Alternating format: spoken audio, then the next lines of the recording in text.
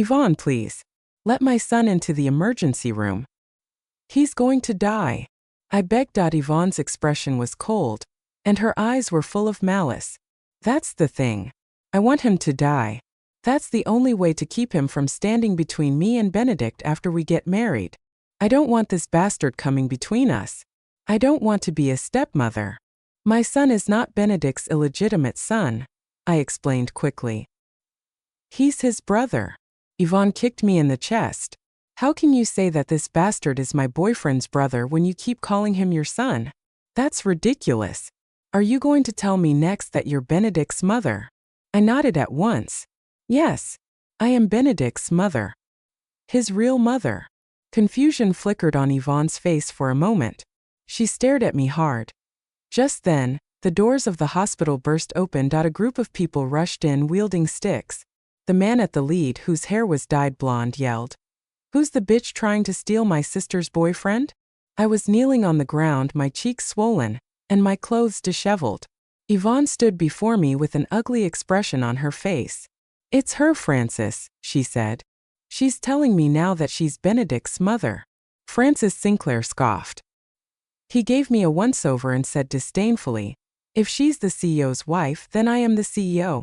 She's just trying to scare you so that you'll get flustered, Yvonne." Yvonne's confusion disappeared. "Thank goodness you came, Francis. Otherwise, I might get tricked by this homewrecker." She strode up to me and slapped me several times in AROW. My ears were buzzing, but I didn't dare to move away. "Please save my son. Save my son. I beg you," I kept pleading. Suddenly, cruelty flashed in Yvonne's eyes. "Actually, I can save him if you take off your clothes and slap yourself. You have to say that you're a slut and a homewrecker as you do so and apologize to me on camera. Say that you should not have intruded in my relationship with Benedict." I was shocked by this unreasonable request. Yvonne pushed me impatiently. She grabbed Jeremy by the hair and shoved his ashen face into mine. I was utterly hopeless. All around me stood Francis's burly thugs. They leered at me, their eyes roaming across my chest. I held my shirt closed by the collar and shook my head. Tears falling, Yvonne laughed coldly. "I'm not in any hurry. I'm just not sure whether this little bastard has the time to wait for you to take off your clothes." My tears fell even quicker. Benedict had told me about Yvonne before. He told me that she was kind. I looked at the vicious woman before me and shuddered. Around me, the men were still leering. "Take off your clothes. You're already a cheating slut. What's there to be embarrassed about?" they taunted. "I see that bulge on your chest. What are you hiding under your shirt? Take it off and let us see." Yvonne took out her phone and began recording. "Snake venom takes about an hour to kill. Figure it out yourself.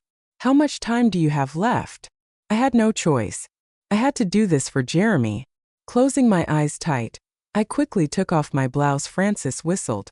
"You've got to admit, Yvonne, this bitch's got a nice body.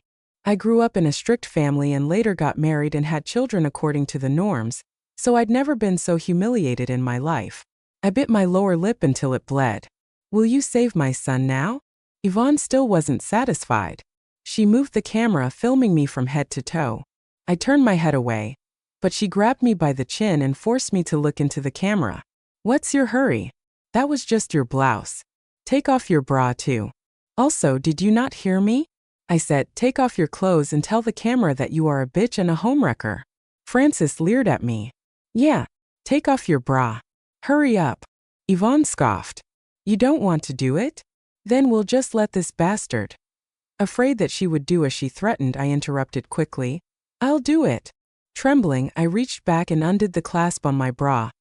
Yvonne stared at me ravenously as I looked into the camera and said slowly, "I am a homewrecker. I'm a bitch. Please save my son." Yvonne slapped me so hard that my head jerked to the side. "Who told you to add that last part? I just need you to admit to your sins. Don't say other stuff." "He's really not a bastard," I begged. "He's Benedict's little brother. Please just save him. I won't hold anything against you as long as you save him." Yvonne scoffed and folded her arms. "You won't hold anything against me? What right do you have to hold anything against me? Don't fool yourself." She grabbed me by the hair again and slammed my head against the wall. "You haughty woman. You disgust me." As if still unsatisfied, she shouted at the people behind her.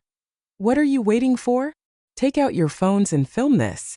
All around me, camera flashes went off in every direction.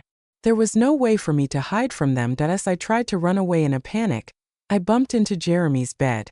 Instinctively, I reached out and grabbed his hand to steady him. Wait a minute, my heart dropped. Why was Jeremy's hand so cold? I had a bad feeling. I kept telling myself that it couldn't be, yet my hand still reached toward his nose. Jeremy wasn't breathing. How could he not be breathing? Frantic, I shook Jeremy's body, but no matter what I did, he remained limp and boneless. Jeremy was dead. When I realized this, I was filled with rage. I had endured all of Yvonne's humiliations just to get Jeremy into the emergency room, but now he was dead. There was no reason for me to continue taking this. Slowly, I rose from the bed and fixed Yvonne with a hateful glare. This woman had killed my son. Yvonne took a few steps back. "You, what are you doing?"